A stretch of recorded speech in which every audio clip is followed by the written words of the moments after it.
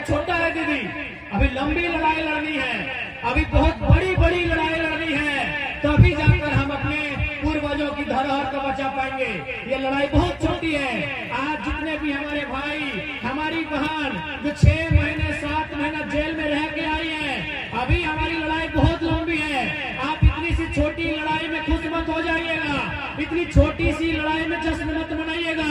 हमारी लड़ाई बहुत लंबी है, हमारी लड़ाइयाँ बहुत बड़ी है, क्योंकि हम जिनसे लड़ रहे हैं वो आम लोग नहीं है, वो बहुत बड़े बड़े लोग हैं, उनके बड़ा बड़ा साम्राज्य है, उस साम्राज्य को हम चुनौती दे रहे हैं। हमारी लड़ाई बहुत लंबी है। आज हमारे सामने जो कंपनी खड़ी है जमुना ऑटोड़ा, आज जमुना ऑटो एक मामूली उदाहरण है। ये जमुना ऑटो कुछ भी नहीं है। आज अगर आप पूरे झारखंड को आप घूमते हैं, खासकर कोल्हान, कोयलांचल और रांची को, ये जमुना ऑटो कुछ भी नहीं है। ऐसे हजारों हजार कंपनियां आज झारखंड की मिट्टी में पदस्थापित हैं। आज झारखंड के लोगों का खून चूसने का काम करती है, झारखंड के लोगों का शोषण करने का काम करती है। हमारी लड़ाई बहुत लंबी है। आज ऐसी ऐसी कंपनियां अगर मनमाने ढंग से काम करेगी, पहला बात, विकास का कोई विरोधी नहीं है, हर कोई चाहता है विकास हो, रोजी रोजगार का रास्ता खुले, कंपनी फैक्ट्री की स्थापना हो। लेकिन अगर आदिवासी और मूलवासियों के कब्र पर अगर कोई विकास खड़ा होगा, उस विकास को हम लोग स्वीकार नहीं करेंगे, उस विकास को हम लोग स्वीकार नहीं करेंगे। और आज आपको कहना चाहेंगे, साथ ही हम जमुना ऑटो को चेताना चाहेंगे कि आप इस घमंड में मत रहिएगा कि आपके कंपनी का मालिक दिल्ली में बैठता है, क्योंकि इनको घमंड होता है कि झारखंड के लोग किससे लड़ेंगे, हम तो दिल्ली में बैठ के कंपनी को देखते हैं। तो सुन लीजिए, जमुना ऑटो के जो भी पदाधिकारी हैं, जो भी प्रबंधन के मालिक हैं, आप अगर दिल्ली में बैठते हैं या बम्बई में बैठते हैं, गलत अगर आप करेंगे तो याद रखिएगा, इसी भारत की मिट्टी में एक बेटा पैदा हुआ था, उसका नाम उधम सिंह था, उसने जनरल डायर को लंदन में घुस के मारा था। आप याद रखिएगा, जमुना ऑटो के अगर प्रबंधन तक मेरी आवाज जा रही है, तो अगर आप इस घमंड में हैं कि आदिवासी मूलवासी आप पे क्या बिगाड़ लेंगे, इनकी जिंदगी कीड़े मकोड़ों की तरह है, अगर आप ऐसा सोचते हैं, आप ये भी सोचते हैं कि पुलिस को पैसा देके खरीद लेंगे, तो याद रखिएगा, इस भीड़ में अगर एक बेटा तैयार हुआ ना उधम सिंह बनने के लिए, तो आपको दिल्ली में घुसकर इंतकाम लेगा। इस बात को याद रखिएगा। और बिल्कुल आज मैं कोल्हान की धरती से इस बात को साफ साफ कहना चाहूंगा, आज बेशक ये गांधी का देश है, इस देश को लोग कहते हैं ये महात्मा गांधी का देश है, लेकिन महात्मा गांधी को कोई नहीं मानता है, खासकर ये कंपनी के लोग नहीं मानते हैं, ये IAS IPS लोग नहीं मानते हैं, ये मिनिस्टर लोग नहीं मानते हैं महात्मा गांधी को, क्योंकि महात्मा गांधी का एक ही कथन था कि resources are made for our need, not for our greed, यानी कि अगर कोई संसाधन है वो हम सबों के लिए है, एक व्यक्ति की जेब भरने के लिए नहीं है। ये खुद नहीं मानते हैं गांधी के विचारों को। इसलिए आज हमें लगता है कि गांधी के देश में युवाओं पे एक नई आंधी लेकर आना होगा, एक ऐसी आंधी लेकर आना होगा जिस आंधी में ऐसे बेईमान लोग जलकर खाक हो जाए। हमें ये तैयारी करनी होगी।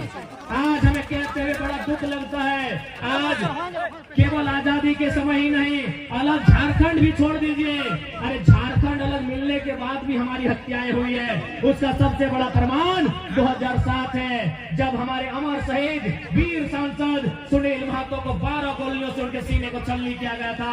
हम कहाँ, इस लोकतंत्र में हम अपने आप को कहाँ खोजेंगे, इस गांधी के देश में हम अपने आप को कहाँ खोजेंगे, हमारे लिए न्याय कहाँ है, आप ही बताइए। अरे अंग्रेजों के टाइम लड़े थे, ये समझ में आता है, वो अंग्रेज लोग, वो गोरे लोग प्रदेश नहीं विदेश के लोग थे, वो 7 समंदर पार से आए थे, वो हमारी भाषा नहीं समझते थे, वो हमारे जैसा कुछ भी नहीं जानते थे, लेकिन आजाद होने के बाद भी हमारी हत्याएं हुई। अरे आजाद तो छोड़ दीजिए, झारखंड राज्य 2000 में बना है, झारखंड राज्य अलग होने के बाद भी हमारी हत्या हुई, और हत्या किसी इज्ञ दुग्गे की नहीं हुई, किसी मामूली व्यक्ति की नहीं हुई।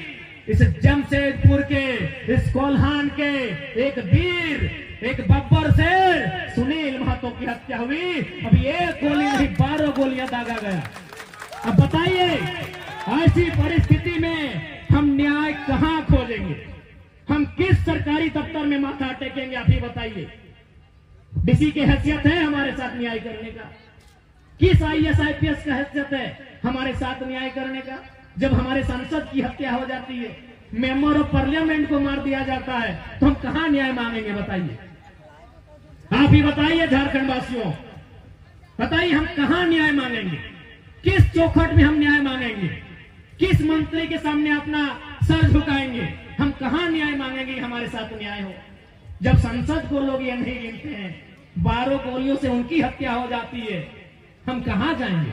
आम व्यक्ति हैं हम, बड़ी मुश्किल से दिन भर में रोजी रोजगार करते हैं तो परिवार का भरण पोषण करते हैं। हम आम व्यक्ति हैं, हम सताए हुए लोग हैं, हम ठगे गए लोग हैं। हम किसके पास जाए फरियाद लेके? किस दरबार में जाए हम अपनी फरियाद लेके कि एक फरियादी आया है, उस फरियादी की समस्या क्या है, उसका समाधान कौन करेगा? आप ही बताइए, कौन करेगा हमारी समस्याओं का समाधान? कौन करेगा हमारे साथ न्याय? आज जो अन्याय और जुल्म सितम हमारे साथ हो रहा है, इसका न्याय कौन करेगा? इसलिए आज हम इस बात को कहना होगा कि आज हमारी युवा पीढ़ी को एक बार फिर से एक लंबे आंदोलन के लिए, एक लंबी लड़ाई के लिए, एक लंबे संघर्ष के लिए अपने आप को तैयार करना होगा। अगर हम अपने आप को तैयार करते हैं तो एक दिन निश्चय ही हमारी जीत होगी। आज जो हम इतना कर पा रहे हैं, आज जो इतना हम उनके सामने आंख से आंख मिलाकर भिड़ पा रहे हैं, तो कहीं ना कहीं हमारे पूर्वजों ने हिम्मत दिखाया था। अगर हमारे पूर्वज हिम्मत नहीं दिखाते, अगर हमारे पूर्वज इनसे लड़ाइयां नहीं लड़ते, तो आज और हम आप गुलामों की भांति अपना जीवन व्यतीत कर रहे होते। लेकिन आज हम इनसे आंख मिलाते हैं, हम जेल जाने से नहीं घबराते हैं, हम इनसे लड़ जाते हैं, कारण हमारे पूर्वज लड़े थे। इसलिए आज फिर से समय की मांग है कि अगर आज हम लड़ें और लड़ते लड़ते अगर मर भी गए, तो आने वाली पीढ़ी बदला लेने का साहस करेगी। लेकिन आज अगर लड़ते लड़ते हमने घुटने टेक दिए, तो आने वाली पीढ़ी गुलाम पैदा होगी। अभी हमको और आपको तय करना है कि हमारी आने वाली पीढ़ी गुलामी की जंजीरों में पले या आजाद हवा में सांस ले। कि हमें और आपको तय करना है कि हमारी आने वाली पीढ़ी का भविष्य क्या होगा। नहीं बताइए, आज आप पूरे झारखंड में बेशक 24 जिला है, लेकिन आज भी जिन्होंने झारखंड आंदोलन को नजदीक से देखा है, जिन्होंने झारखंड आंदोलन पर किताबें लिखी है, जो झारखंड आंदोलन को समझते हैं, उनसे पूछिएगा, वो एक ही लाइन कहेंगे, असल में आंदोलन कोयलांचल और कोल्हान में ही हुआ था।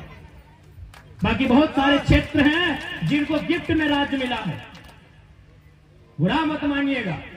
बहुत सारे हमारे जिले हैं जिनको उपहार में झारखंड मिला है, लेकिन असल लड़ाई कोयलांचल और कोल्हान, क्योंकि शोषण वहां था। यहाँ स्वर्ण रेखा की नदी है तो वहां दामोदर नदी है, और नदी का मतलब कंपनी का जगह। कंपनी गजाल में नहीं लगती है, कंपनी मरुस्थल में नहीं लगती है, कंपनी नदी के किनारे स्थापित होती है। तो यहाँ थी स्वर्ण रेखा नदी और धनबाद बोकारो में थी दामोदर नदी। यानी जो लोग बड़े बड़े सेठ लोग जिनकी नजर थी हमारी धरती पर, उन्हें दो जगह बहुत भाया, एक स्वर्ण रेखा नदी का किनारा और दूसरा दामोदर नदी का किनारा। आज अगर अन्याय की बात करें, कहीं अगर सबसे ज्यादा है तो स्वर्ण रेखा नदी का किनारा और दूसरा दामोदर नदी का किनारा।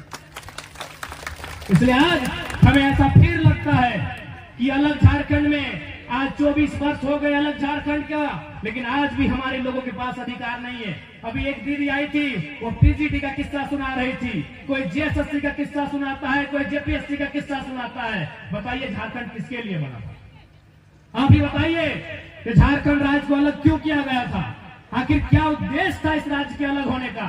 क्या जरूरत थी हमारे वीरों को अपने रक्त की आहुति देने की, अपने गर्दन तक कटाने की? आखिर क्या जरूरत थी? अभी बताइए, आखिर हमने ये अलग झारखंड क्यों लिया? हम बिहार राज्य में हुआ करते थे, उससे पहले हम बंगाल के साथ, उड़ीसा के साथ एक साथ रहा करते थे। आखिर क्या जरूरत थी हमें अलग झारखंड बनाने की? क्यों हमने अलग झारखंड लेना मुनासिब समझा?